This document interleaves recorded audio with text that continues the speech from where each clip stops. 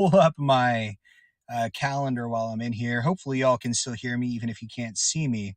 All right, so we just finished a busy day. Oh my gosh. Um, let's see. So last weekend, we went out to Howard County and met with the Howard County and Pike County Democrats. It was a great meeting, got to speak with them. Oh my gosh, it was in Nashville, Arkansas. It was a little bit of a drive, but I think it went really well. And after that, we had the Democratic Party of Benton County. We had a forum there where we got to talk about policies and answer questions about how we stand on things like healthcare, education, infrastructure, the really important things that we're really seeing issues with in our legislative body today. After that, we had St. Patrick's Day in Hot Springs on Thursday. Um, Wow. Okay. So hopefully y'all can see me now. So we had St. Patrick's Day in Hot Springs. That was quite a day. Wow. My gosh. I left the house about 3 o'clock in the morning, and then we got to Hot Springs before work. Went to the Garland County Library and worked there until 5 o'clock, clocked out of work, and then went over to the St. Patty's Day Parade. And it was so awesome, man. I got to see Cheech Bear and Indiana Trejo. It was pretty awesome. Got a whole bunch of beads. My daughter had a blast. I saw everybody there had a blast. Got to meet and talk to so many wonderful people. So thank you so much for being there and showing support in the community and taking the time to talk to me. And after that, here we are today in Jonesboro. And I was at a community forum here today. It was a nonpartisan event. So there were Republicans, Democrats, and Tea Party independents, libertarians, all sorts of people here. And that was pretty cool. I got to talk to a lot of people here.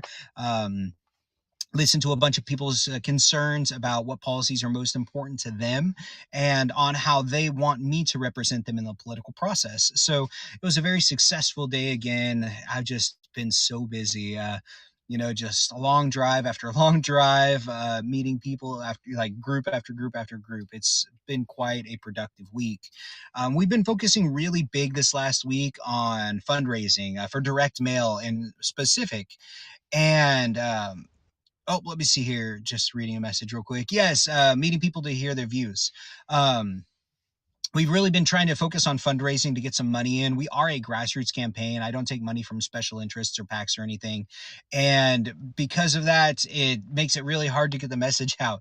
So thank you guys so much, everyone who's been donating, everyone who's been chipping in what they can. It's been so helpful to be able to reach more voters, all of that money coming in so we can afford to like pay for gas for, like 10-hour drives like today and be able to meet with the amount of people that we're going to have to be able to meet with in order to win this election. One of the things that we do have upcoming by April 2nd, I really want to be able to purchase some yard signs. So right now, if you're in Arkansas, I'm sure you're familiar with John Bozeman's television ads. It's really disheartening to see how he has really been targeting not the problems that Arkansans are facing, but specific groups of people and creating problems out of these people and pushing his own ideological beliefs upon everyone else. And I think it's really interesting when you really dissect like one of his TV advertisements, and he talks about how he's helped thousands of conservative Arkansan families. I mean, that's great and all, but there are a lot more people in Arkansas than just conservatives. I mean, you're not the representative to just the people who voted for you. You are the representative of every single person in your state, whether they voted for you or not. So I really think that we need representatives who are going to start focusing on the bigger picture, focusing on things that are helping everybody and not just a small group of people who you owe because they voted for you or who you owe because they donated, huge sums of dark money to your campaign. We really need politicians who are going to be fighting for the everyday family despite their political affiliation, because there are a lot of problems that we're all going through no matter what party you're affiliated with. So he's been raising millions and millions of dollars from mostly from large contributions from PACs, different ideological groups and things like that. And he needs to raise that money because he's going to be spending millions of dollars on these TV ads that people are seeing. Well, our campaign's a little bit different. We don't need to raise millions of dollars. What we need to do is we need to raise thousands of dollars, because we're not going to just be focusing on, filming an advertisement for one afternoon and spreading that advertisement to different media affiliations to pay them a bunch of money to put on your TV. We're driving around the state, y'all. We are driving around. I'm going to be putting yard signs out. And I want to make it so that if we spend it's just thousands of dollars rather than millions of dollars, we can make it so you can't drive down a street in Arkansas and not see a Dan Whitfield sign, because that's what we need. We need change. We need politicians with political courage, politicians who are going to be loud and proud about the policies that they support, like making sure that everybody has equal rights, like making sure that everybody doesn't just have access to healthcare, but has access to affordable healthcare so they can actually get the treatments that they need and not go bankrupt while doing it. Focusing on policies that are going to aggressively tackle this climate catastrophe that we're in the middle of, because y'all, we're in the middle of the sixth mass extinction in our planet. There's no question about it. We are in the middle of the sixth max extinction on planet Earth, but we still have people who are trying to pretend like nothing's going on, like nothing's happening. Right now, I was reading an article that Antarctica, the eastern shelf or the western shelf, one of the shelves, Antarctica is 70 degrees warmer than average what it is supposed to be this time of year. 70 degrees. I mean, that's just amazing. That's twice the amount of temperature between 0 and freezing Fahrenheit times two. I mean, that's just hello. The scientists are yelling at us, y'all. They've been telling us it's coming and nobody's listening. We have to take aggressive action now. We can't afford to wait till 2050, 2040, 2030. We need aggressive action now. Even as models continue to come out, we are seeing that the prior models predictions are happening faster than believed before. So we really need to be focusing on the politicians with political courage that are willing to talk about these issues, that are willing to educate about these issues, people that are willing to actually go out and campaign to bring things like renewable energies and high-speed rail and things like that that are going to preserve the integrity of our planet, rather than just going out and taking huge sums of money from the fossil fuel industry and saying everything's going to be okay, because it's not going to be okay. Sorry, I get passionate about climate. All right, so upcoming, let's see here. Let's go into my calendar. I've got, looks like, an interview coming up on AR politics on Reddit. So what is this one here? That one, blue plate. Okay. All right. So upcoming, we have this Tuesday on Reddit, Arkansas politics. I will be doing an AMA and Ask Me Anything on there. So if you are a Reddit user, if you have questions for me, then you can go on my AMA on Reddit on Tuesday morning at 9 a.m. Central, and you can ask me questions and I will respond to your questions and answer them. So it's a really unique opportunity to actually ask me a question and get an answer for it right there for everybody to see. So please participate in Reddit's AR Politics AMA. That's going to be on Tuesday. And then on Thursday, we've got the Saline Hot Springs Village Blue Plate Dinner. So I will be attending that. And then I think I've got two more events that are going to be coming up this week that are still in the works. So I will update y'all and let you know when and where we are going to be for those days. But wow, we've been busy, guys. We have been busy. I mean, we've traveled over 70,000 miles across the state, every corner and in between. I've been meeting with county parties. I've been meeting with individual groups. I've been meeting with everybody that I can, doing my part to make sure that we can win not only this primary, but win in the general election as well. So we do have a primary coming up. The primary is going to be, early voting starts May 9th, and the primary will be on May 24th. So make sure you're getting ready. Hold on. Is that April 9th or May 9th? I should know this. Um, let's see here. Early voting starts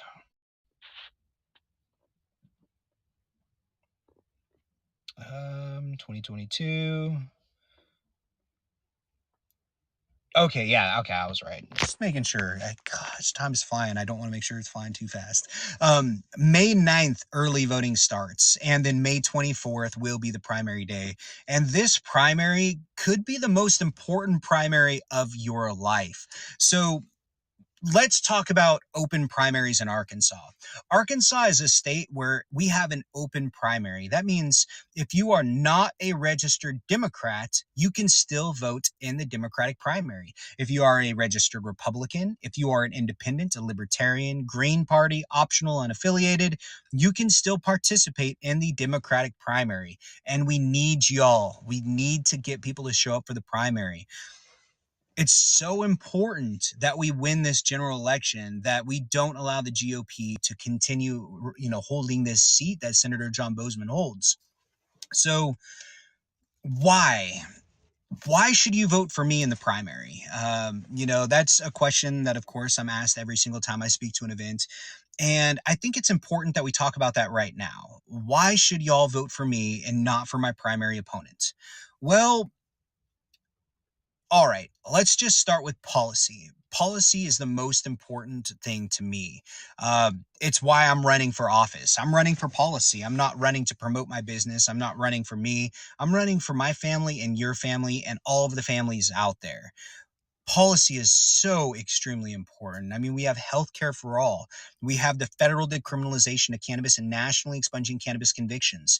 We've got the Green New Deal, making sure that we have a federal jobs guarantee and aggressively tackle climate change to make sure that we leave a habitable planet for our future generations. We're talking about what are some other big issues? Eliminating student debt and public college, free public college tuition.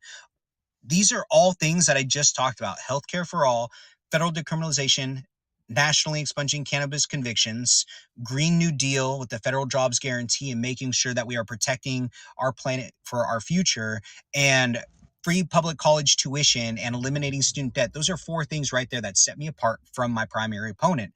My primary opponent doesn't support any of those things. So those are four reasons right there.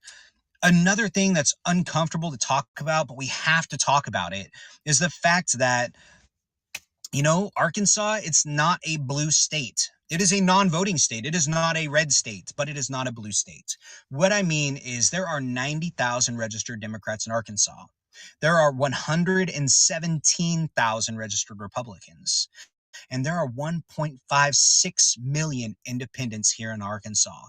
So it's extremely important to understand that if you are a Democratic candidate and you have 100% support of the Democratic Party, but nobody else, you're going to lose the election every single time. And that's what we've been seeing for this last decade here in Arkansas. We've seen a lot of Democratic candidates who have pandered to their base, pandered to the Democrats, and not listened to anybody else. And because of that, they lose time and time again. But we can't afford to lose like that anymore. I know most of y'all know me because I ran against Senator Tom Cotton as an independent. And as an independent, I was able to build a diverse coalition of support. I was able to get independent supporters, Republican supporters, Libertarian supporters, Green Party supporters, and of course, Democratic supporters as well. So I've got this very diverse group of supporters who are going to show up and vote for me because of my progressive policies in November. It's so important that we have a diverse group of support if we are going to win this election. My opponent doesn't have that. My opponent has support of the Democratic establishment and some Democratic voters, but that's it. And it's not even based on policy, it's based on other issues. So that's a very important reason why you should vote for me. Something else that we need to talk about, and this isn't an attack, this is a fact, and a fact that people deserve to know. My opponent, well, let's start with this. Back in 2020, there was a Democrat who filed to run against Senator Tom Cotton. And he filed to run against Senator Tom Cotton, and no other Democrats filed to run. Now, 1 hour after the filing deadline, the Tom Cotton's campaign manager, the GOP, put out a press release stating that they were launching an investigation into fraudulent FEC filings of this Democratic candidate.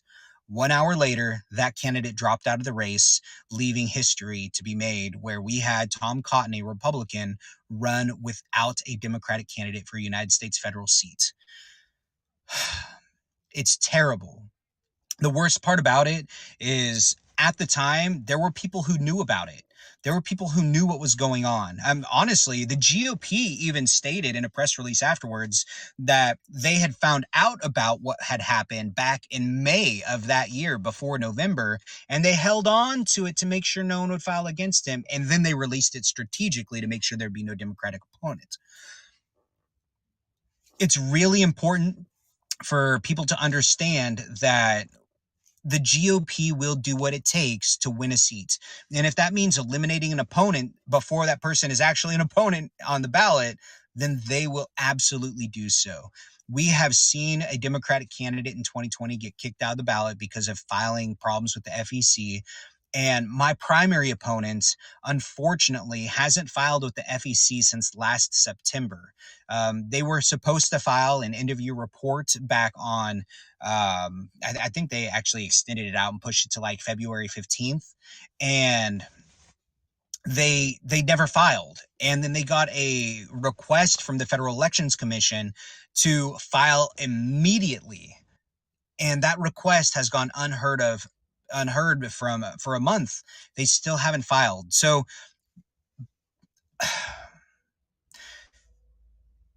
it's not a question of whether they will or they won't.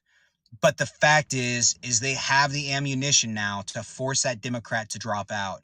And we have to be careful to make sure that we do have a Democrat on the ballot in November running against a Republican, because if we don't, we're just handing the GOP another 6 years. We can't afford to hand them 2 seats in a row. I know it's something that I've just started talking about, and I've known about it. Of course, I keep my eye on it this whole time, but I really didn't feel like it was my job to bring it up to talk about. But I think the people deserve to know. I think donors deserve to know. Josh Mahoney, before he dropped out back in 2020, had gotten $260,000 in contributions from people who didn't know about his FEC problems. And after he dropped out, he didn't refund any of that money. He spent it all. And it's important for people to know not only where a candidate's money is coming from, but the people who donate money to that candidate, where that money is going. That's all I'm going to say about that for now. It's just important for people to know it's not an attack, it's a fact. All right. So we've got a lot of stuff going on. Oh my gosh. It's like 6:17 right now, and I still have a 5-hour drive home after this event today. So I'm probably going to let you guys go. I think this is long enough for one live stream. I know I used to do a weekly live stream update like every single Saturday night. And then after the legislative session ended, I kind of fell out of it because there wasn't really a whole lot to update on. I guess I've been going out and campaigning and doing different things. But legislatively, there wasn't a lot to talk about. So let me go ahead and leave with this. I'm really looking forward to these upcoming events. If you all would like to schedule a meet and greet to set up an event with you and your friends, your families, a group of people, anything like that, make sure you reach out to me so we can get something scheduled before we really get full on our time. I have something really cool coming up in April that I'm going to wait probably until next week to tell you all about. But it's going to be awesome. I'm so excited for it. So I will tell you all next Saturday about what we have upcoming for April, and we will kind of go from there. Please, please, please, please, if you can, I know COVID has been really rough on families, and a lot of people don't have the financial means to donate right now monetarily. If you can't donate monetarily, please just share some of our posts, because sharing is just as valuable as donating is. But we really want to hit this goal of getting our yard signs here before April 2nd. So if you could just donate 10, 15, 20, or even $5 to our campaign for yard signs, that would be amazing. Now, you can donate very easily. Either you can look like through my social media history, and I've been posting about yard signs for the last couple days, or if you just go to danforarkansas.com and click donate, you can donate directly through ActBlue or DonorBox. We're even accepting Bitcoin donations through BitPay. Actually, I believe that's through OpenNode, so you can even donate that way if you'd like.